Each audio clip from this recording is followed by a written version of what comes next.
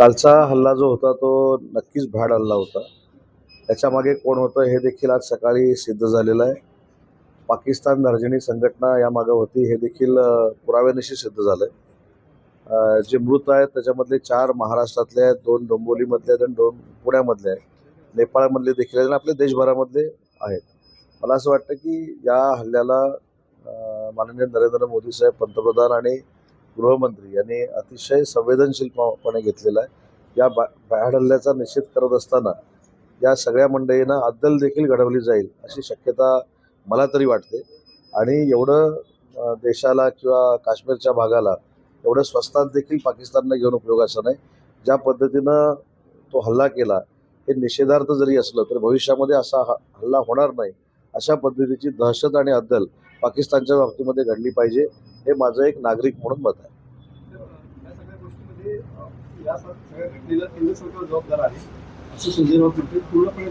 जाऊ देव, मला असं वाटतं की त्यांनी काय म्हणावं हा त्यांचा मुद्दा आहे. कारण अशा वेळी देशानं एकत्र आलं पाहिजे, सगळ्या पक्षाने एकत्र आलं पाहिजे. हा फक्त काश्मीर किंवा श्रीनगरवरचा हल्ला नाही, हा पूर्ण देशावरचा हल्ला आहे. आणि देशभक्त जर स्वतःला आपण मानत असू, राष्ट्रभक्त आपण जर स्वतःला समजत असू, तर सगळ्यांनी नरेंद्र मोदी साहेबांच्या मागं, अमित शहांच्या मागं उभं राहिलं पाहिजे.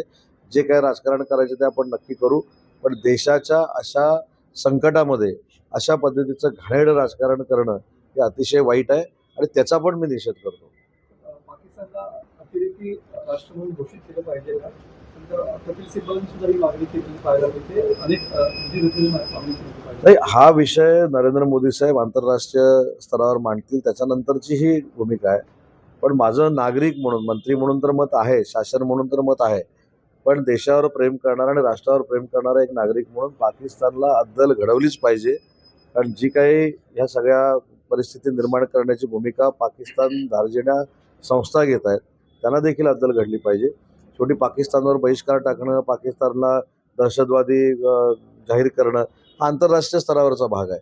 परंतु आपला देश म्हणून, आपला भारत देश म्हणून, भारत देशांच्या सैन्यामध्ये जी ताकद आहे ती जगातल्या कुठच्याही सैन्यामध्ये ताकद नाही. तर या सगळ्या सैन्याचा उपयोग करून पाकिस्तानला अद्दल घडली पाहिजे असं समजणारा मी कार्यकर्ता आहे.